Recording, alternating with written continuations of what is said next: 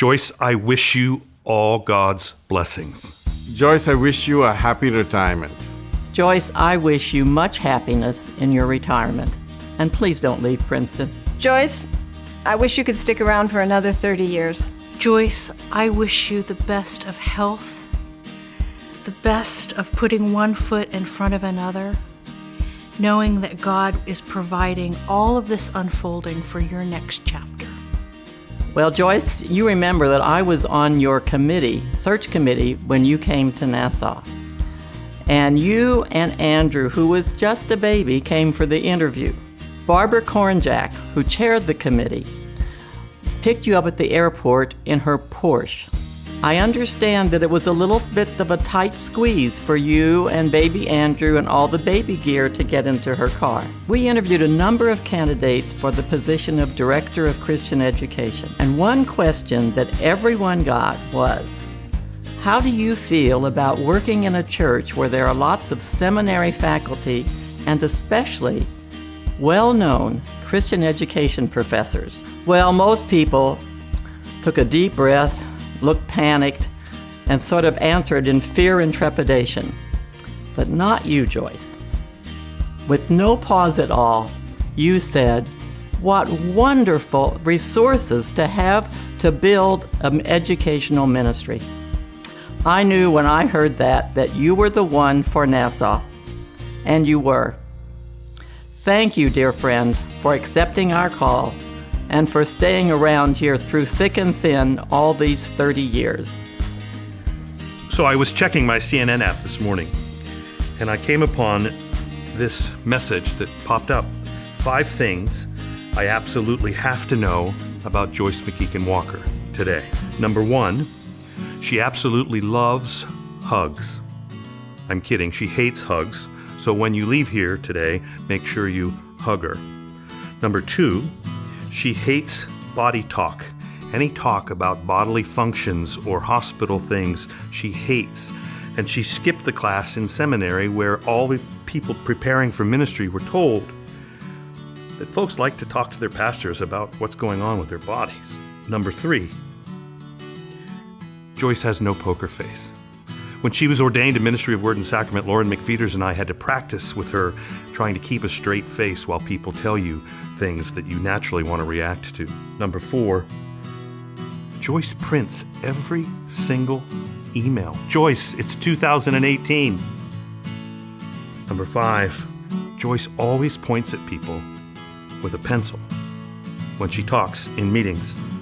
I've actually said to her, Joyce, if you don't stop pointing that pencil at me, I'm going to break it in half and shove the 2 sides in each of your ears. I would love to see or read a book written by Joyce. Your years of service here at Nassau have been such a blessing. Let me end with the words of the prophet Jeremiah, who said, Joyce, you are a shepherd after God's own heart, who fed us with knowledge and understanding. You can come to Joyce with any issue, whether it's a massive crisis or a minorish crisis, and she will sit there and listen to you and guide you and talk you through it. Her ability to kind of wade in and to be present with people and to think strategically is one of the things I have appreciated most about Joyce. Oh, Cherie, the Louise Penny books. You are Isabelle Lacoste. And the reason that you remind me of her is because she is so organized. Her files in her briefcase. She drives, without exception, beautifully to wherever she needs to be, in urban setting, rural setting, and she is always on fleet, no matter what she's doing, and it's just like you. Joyce, I wish you the greatest possible retirement you could ever have. I wish you, Joyce, you have plenty time with your family. Joyce, I wish you would sign a contract with Marvel and be their next superhero. Joyce, I wish you happiness and rest and an enjoyable retirement. Hi Joyce, it's Andrew and Len. We're in Taizé, France with our group with Princeton Presbyterians. We just wanted to say that we are so thankful for you, for your love, your generosity, and hard work to Nassau Presbyterian Church, and we wish you all the best in your retirement. Blessings on your retirement, Joyce. Bye. One of the things that Joyce does so well is not only does she work extremely hard at making sure that each of us gets opportunities to nurture our own faith, but she absolutely insists that we participate in the nurturing of each other's faith, and she gives us all kinds of opportunities to do that with small groups and that sort of thing. And I can tell you, one of the things that she's going to say, and I just want you to anticipate this, one of the things she's going to say is that she's had all kinds of help, and she has tremendous colleagues, and she has tremendous staff, and all of those folks sort of make it easy for her. But the simple fact of the matter is that all that's true and it should be celebrated, but really and truthfully, what makes it kind of all work is her absolute kind of relentless determination to make sure that we as a congregation honor that promise.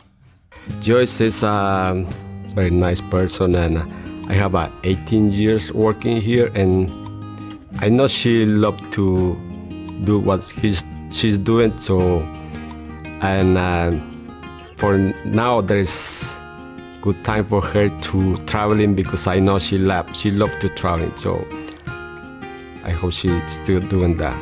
Joyce, I love your care and your conversation each time you come into the office. Joyce is such a great combination of humble and courageous. Sometimes you go to these things that she's organized, adult education or a mission event, and you hardly ever see her, and it's because she's just organized this amazing team of people. She's got it all put together in advance, and she's behind the scenes and invisible. At other times, for example, we have these mission partners in Malawi and Trenton and Myanmar, and she's right at the front of the line. She's the courageous leader, and she's right there out in the open, putting herself out there. I really admire that combination in her. I wish you joy and fulfillment. I wish you, Joyce, everything that you wish for. I wish you adventure. I wish you lots and lots of laughter. Joyce always has a passion for sharing her gifts and what we have at Nassau with the broader church. So her leadership in APSE and also on the board of Union Theological Seminary have been a real inspiration to see how she reaches out with what she has, and the respect that she has amongst her colleagues is pretty extraordinary, and really a point of pride in a way for our church, but also an example for all of us on how we can share our gifts. What? Joyce is retiring? Nobody told me that Joyce was retiring. This is not happening. I don't care. I don't care what anybody... This is not happening. She is not retiring. I just got you trained as the perfect boss. You're right there. You're leaving now? Maybe it's more accurate to say that I have learned so much from you that I'm ready to be here on my own. I am going to be sad to see you go.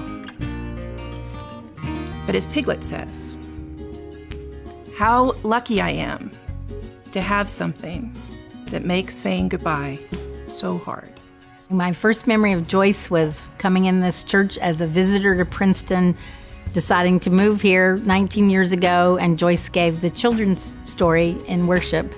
And I realize now that she and I are the only staff members that are still around from that day.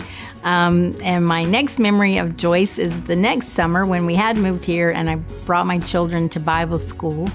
And I came the first day to pick my kids up from Bible school and almost got a ticket on Nassau Street waiting to pick them up. So I parked my car and I got out and I said, Joyce, what can I do? And in typical Joyce fashion, she put me to work helping with Bible school pickup. And I still do Bible school pickup today. So Joyce has a track record of drawing people in and keeping them here. The memory that I will cherish is the memory of the third annual Nassau Westminster joint service. We got to highlight Joyce's ministry, and she probably would have preferred that we not highlight her in the service, but we insisted. And so to do so, I asked the mayor of Princeton and the council to prepare a proclamation. Whereas every day Joyce demonstrates the countless ways that she is dedicated to the welfare of others, earning the respect and admiration of so many people who are proud to call her friend, and call upon all to celebrate Joyce's retirement. Now, therefore, I, Liz Lampert, Mayor of Princeton, County of Mercer, State of New Jersey, do hereby declare June 3rd, Joyce MacKichan Walker Day. You needed to have been there at a worship service to see her reaction. I will never forget the joy that I saw and the surprise that I saw on her face. I think an analog for Joyce's career would probably be sort of that of a great painting. You know, those paintings, you can't really assess their value. They're so good, they're so tremendous, they just keep on giving and giving and giving. And that's kind of what Joyce's career is like. The paint on that canvas that she's created here is just starting to dry. Those brushstrokes are going to be here for a very, very, very long time. And if you want to kind of figure out what she's done and what she's accomplished, you probably need to come back. You probably need to come back years from now. And I think what you'll see is all of those great things that she's done while she's here are just going to be ongoing. Part of the joy of sending people off is not knowing exactly what it is they're going to find and wishing for them the most broadest possibilities ever. And so I have another quote. Nothing you become will disappoint me. I have no preconception that I'd like to see you be or do. I have no desire to foresee you, only to discover you. You cannot disappoint me. Thank you for being my boss, for being my friend, for being my child's friend, and for everything that you've done for everybody here at Nassau Church for so many years.